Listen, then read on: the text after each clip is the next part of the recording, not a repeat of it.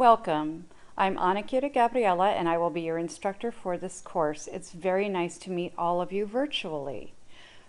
As we progress through the semester, you'll want to access everything through Canvas, and you have the instructions that I sent you out 2 weeks ago.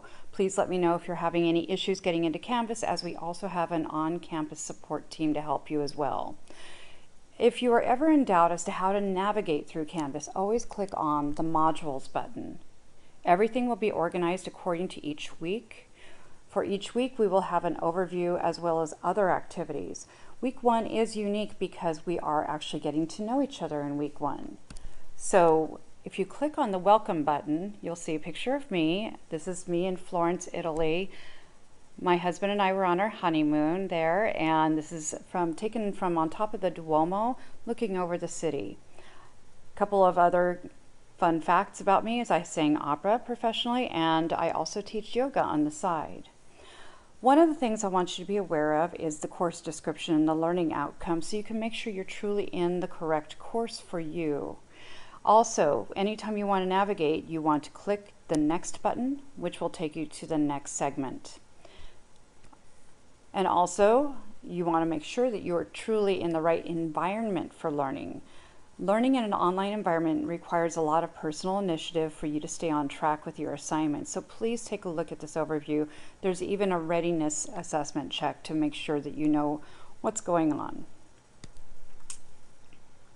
The next page is we're going to go over some important course policies. So we have our attendance policy, our communication policy, most of all being respectful in communication, and knowing that on weekends you may not get a lot of interaction with me, so make sure you stay on track during weekdays. And then we have our required course materials. All I'm requiring is an interactive e-text program that has some embedded quizzing. You do have a print upgrade option, so please take a look at the registration instructions, and that will let you know what your purchase options are and so on.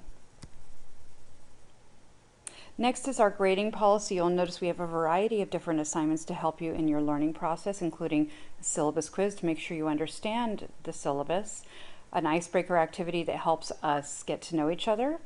Our Revel assignments are those e-text assignments that are embedded into the e-text, so they will help you know what you understand versus what you don't, and help you get help with what you don't understand. We next have a discussion board that is a progressive discussion board. There are only 4 entries, but they build upon each other, and they have a single theme being altruism. There are 2 comprehensive exams, one after the first unit and the other at the very end of the course. But taking those e-text activities should help you prepare for those exams, and the question format will be quite similar. We have a research paper on sociology of arts and humanities. I think you'll really enjoy that, as well as a community service learning project, in which case you will submit a service learning proposal. You will be working in groups. If for any reason you cannot work in a group, we do have an alternate assignment for you. It is a lone research paper that you would do. So please let me know if that is necessary, but I reassure you that working in groups in this course will be actually quite easy. So I want you to make sure that you choose the right choice for you. We also have a couple of other policies for you to be aware of there. And then we go on to the actual syllabus. So you can go ahead and open the syllabus, review it, make sure you review it thoroughly, because following the syllabus we have a quiz to make sure you've understood it. Only 5 questions, so not that scary.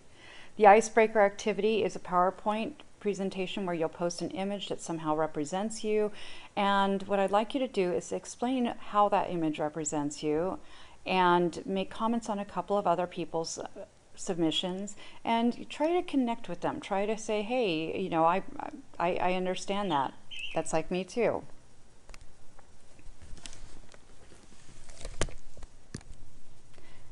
And so for each week, we will have a Unit 1, Lesson 1, and so on, Lesson 2. And so you'll notice that the course is divided into units and lessons within each unit. So the first one being the sociological perspective. So what I'll show is an image that somehow encapsulates what we're going to be talking about in that lesson. You'll also notice I give you a bit of an explanation as why I use that image to illustrate that particular topic.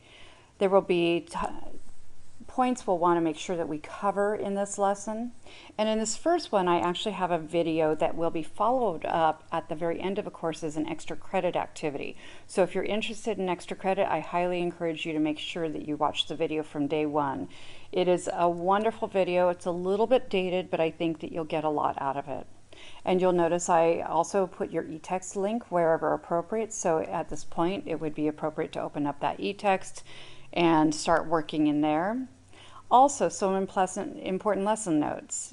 So I tried to make sure that we stayed very organized about the main points you need to get out of each chapter. So just follow it all the way down to the end.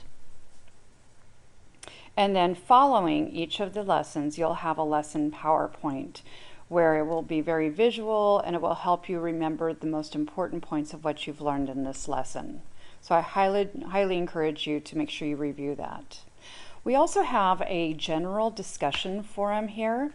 The general discussion forum is a place for you to ask questions, make comments, need for help from your peers, and so on. So just use it throughout the semester once again. Make sure you're constructive, that you're positive, and we'll have a great time in this course. And lastly, in week one, we have our group discussions. Each of you will be placed into a group so you can do your group project that will be due at the end of the semester. And you will each be assigned your own group discussion workspace board. So we'll talk about that a little bit later. So if I wanted to go back to those modules, I'm just going to click back on modules again.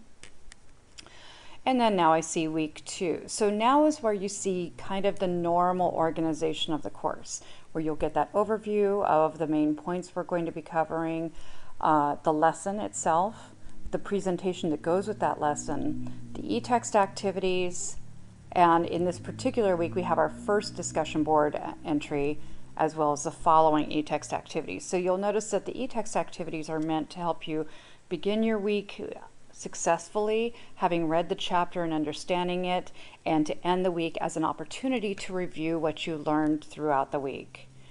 So please go ahead and scroll down, take a look at each of them. You'll notice not everyone has a discussion board activity. So these activities are actually quite simple. You do have one essay. It is auto-graded, and you'll have some auto commenting in it too to help you with your writing. And of course you see we have our first exam here in week 6. And then once again you'll go through, here's where your community service learning proposal is due. You'll scroll down a little bit further, another discussion board activity. The discussion board activities are actually quite interesting because they actually back up what you're doing in your community service learning project. It's all about altruism and what is your definition of altruism, what are the barriers you think that prevent people from acting altruistically, what are solutions for overcoming those barriers, and putting it into action yourself. So you'll notice that those work quite well together. And then week 12 is when your research paper is due, so be aware of that. And finally, you have your final exam, and in which case you'll have 2 dates. If you're in groups 1 or 2, you will be presenting the week of the week 14, and if you're in groups 3 or 4, you'll be presenting week 15.